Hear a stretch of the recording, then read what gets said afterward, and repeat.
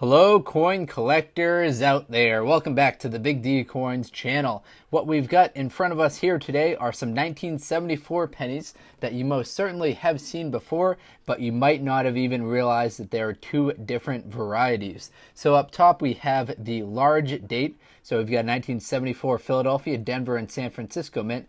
Then at the bottom right here we have a small date, Philadelphia, Denver, and San Francisco mint Lincoln penny.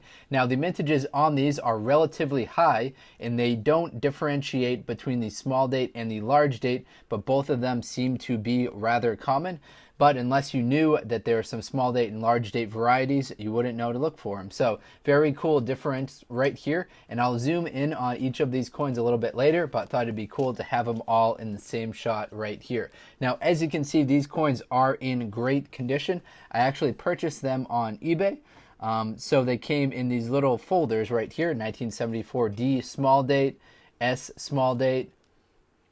And so I got 6 of these different little folders right here that had all plastic casings for them. Now, that wouldn't really make a great video because of the reflection from the plastic. So I took them out of the plastic. We'll slide them back to my regular background right here, and we'll look at them individually so we can see the real differences, and then I'll put them back in their casings. So I isolated just the Philadelphia mint. This is the large date right here, and then this is the small date right here. So we've got large date on this side, and then we have the 1974 Philadelphia mint small date on this side right here. So let me get that casing for you so we can keep the differences, keep them separate.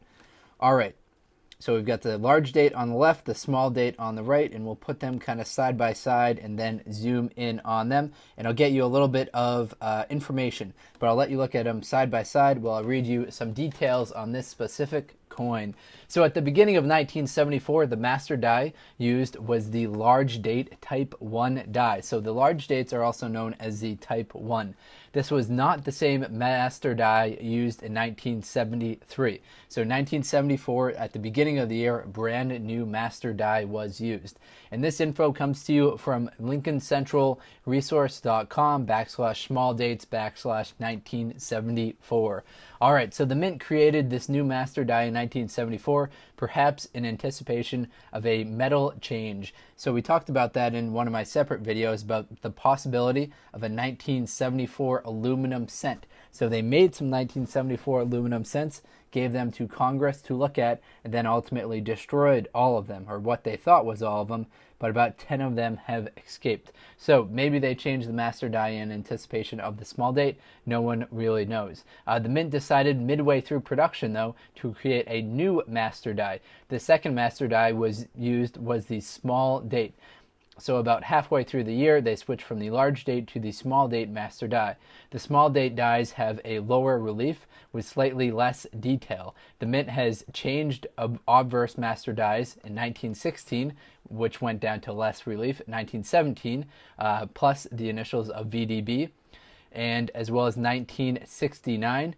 And as well as 1974 twice, and then in 1982. So they've changed it just a few times in the history of the Lincoln cents. To recap what those dates were, we had 1916, 1917, 1969, 1974 twice, and then 1982. Now you might be wondering, what are the exact differences between these small date and these large date that I'm talking about? Well, what you need to look for is the real thickness of the 9 and the 7. So we've got the 9 right here on the large date and the 7 right here. And then looked at the 9 and the 7 on the small date over here. Now the 9 and the 7 almost look like they're kind of doubling because the dates on those on the 9 and the 7 are so thick. So that's the first area that you should look at, the 9 and the 7. The second area that you should look for is the crossbar on the 4. So the bar that goes horizontally right there on the 4, check that thickness in the length of that out compared to this one right here. So the crossbar on the large date 4 will almost touch the edge of the coin, compared to the small date for this one right here, which ends much sooner. Now, the large date and the small dates do not really differentiate that significantly. So there's two main reasons why this large date versus small date hasn't really caught on as much as some of the other small date versus large date varieties out there. The main one is that it is very hard to differentiate between the two, and it's not very significant. The differences is mainly just a thickness in the 9, the 7, and then the crossbar on the 4. The second main reason is that is that neither the large or the small date varieties are that difficult to obtain. So because they switched approximately midway through the year, and the mintages for these coins were in the billions, that there were a lot of them that were produced for both the large and the small date. So let me actually get you the mintages for them. Now, the US Mint and the other resources that I found online doesn't break out the mintages between the small date and the large date, but based on the fact that people have been finding about equal amounts of these, it would suggest that maybe they switched about midway through the year. So the 1974 at the Philadelphia Mint, there were 4,232,000,000. At the Denver Mint, there were 4,235,000,000. So if they switched midway through the year, there would have been about 2.1 billion of each of these coins produced. So very high mintages for both of these coins. The more rare version of them is going to be the San Francisco Mint. So let's bring those in right here. This one is the small date, and then this one right here will be the large date. So again, we've got the large date on the left, this one right here, then the small date on the right. The total mintage for these ones right here for the 1974 S was 409 million. So only about 200 million of each of these coins were produced.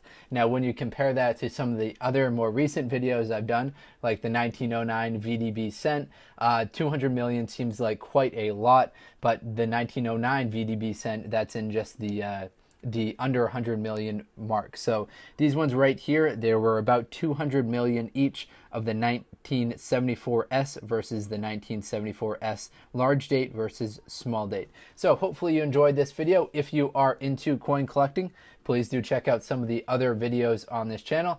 Thank you very much, everyone, and best of luck coin collecting out there. Enjoy!